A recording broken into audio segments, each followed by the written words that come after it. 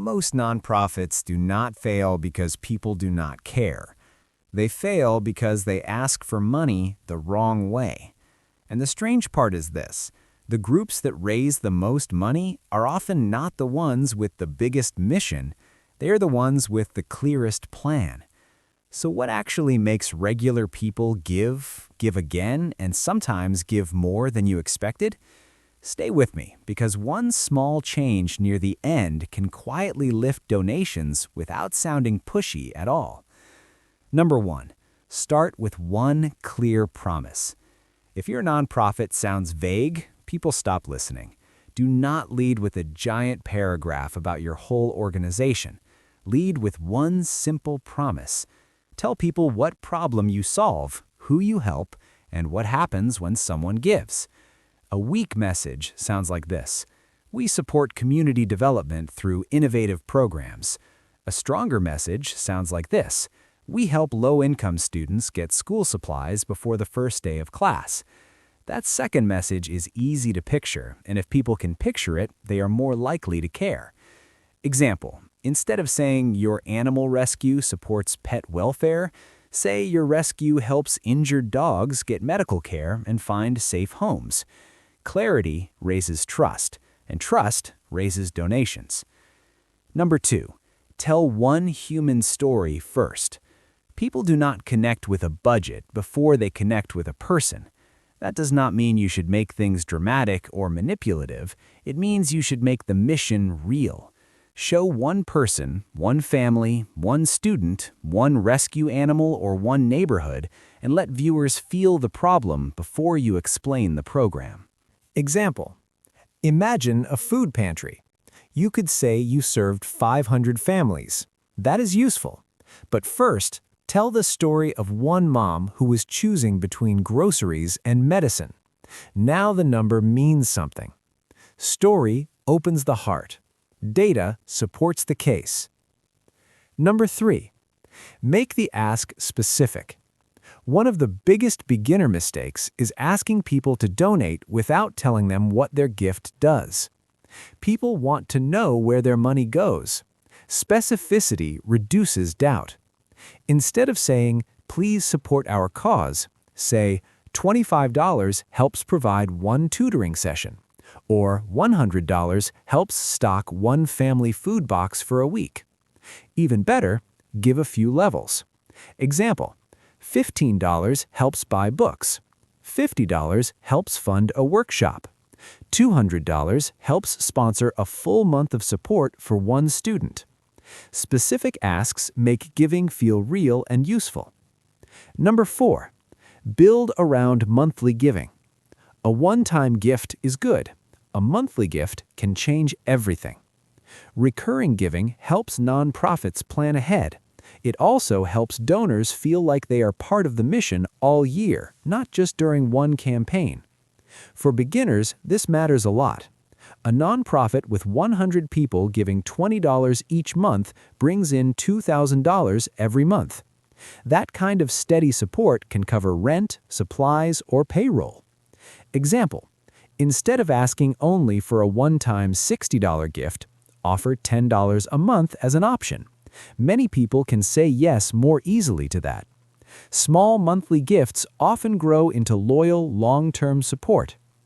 Number 5, fix your donation page. You can do great marketing and still lose donations at the finish line. If the donation page is confusing, slow, cluttered, or asks for too much information, people leave.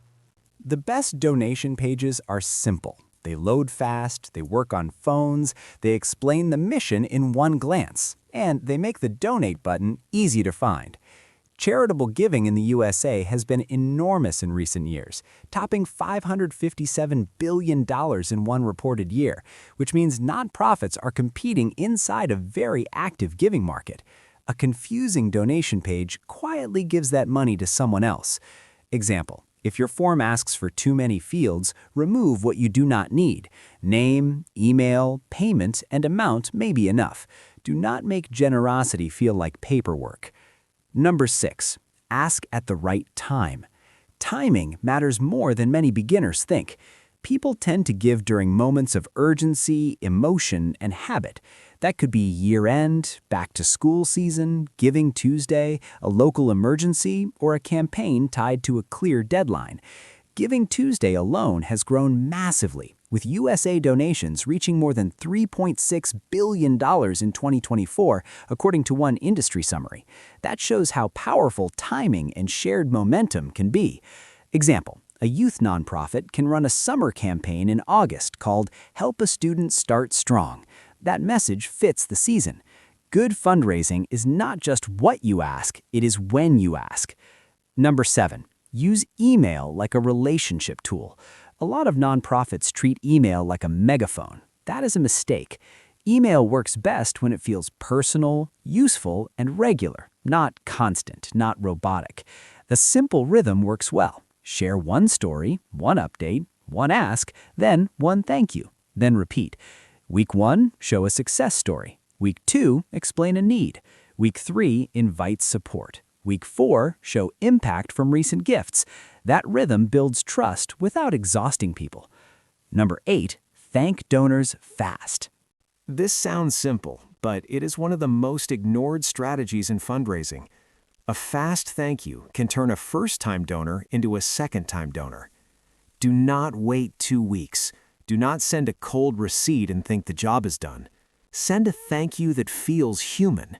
Example: thanks to your gift, 2 children will receive school lunch support this week. That feels better than transaction received.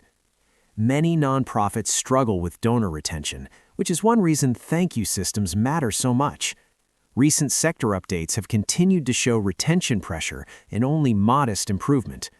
Gratitude is not fluff, it is fundraising. Number 9, show proof, not just passion. Passion matters. Proof closes the gap. A beginner viewer may ask, how do I know this nonprofit really helps people? Answer that before they ask it out loud.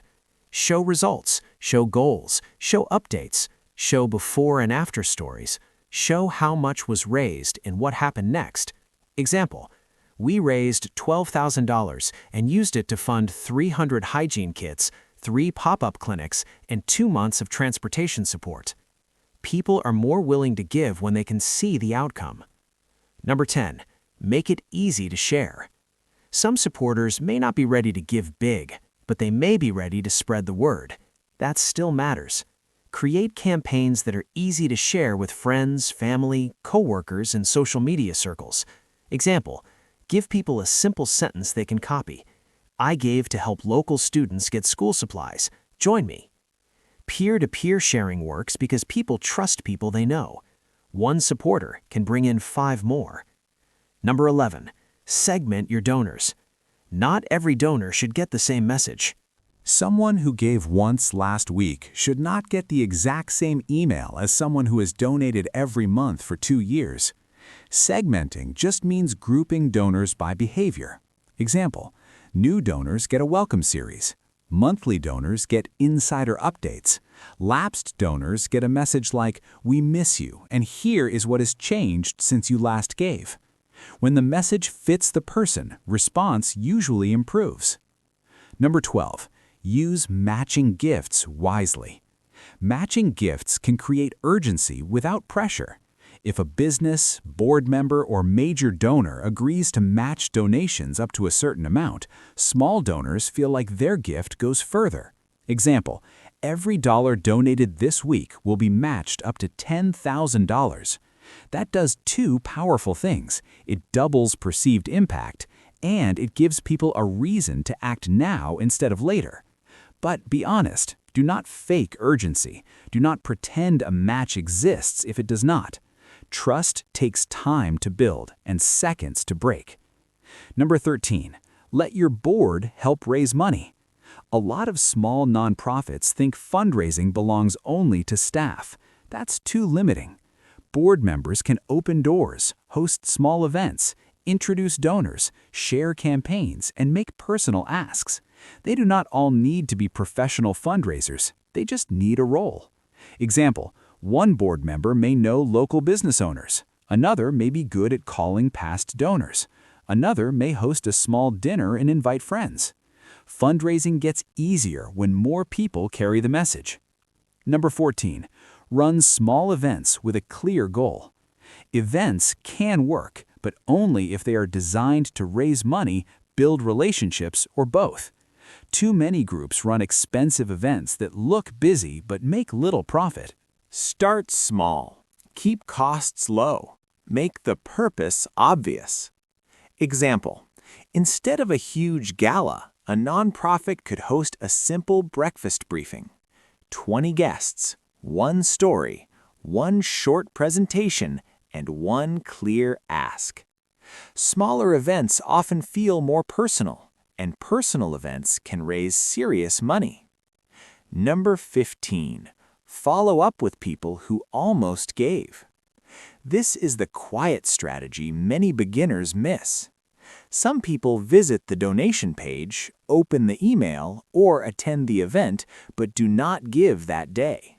That does not always mean no. Sometimes it means not yet. Follow up kindly. Example: thanks for joining our event. If you were still thinking about supporting the program, here is the link and one quick story about who your gift helps. Not aggressive, not guilt-driven, just clear and helpful. Sometimes the second ask is the one that works. Number 16. Track what actually works. Do not guess your way through fundraising. Look at the numbers. Which emails got opened? Which campaign raised the most?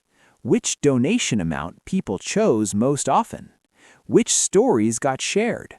Which event brought repeat donors? Example: maybe your short emails raise more than your long ones. Maybe your monthly giving button gets more clicks when it appears first.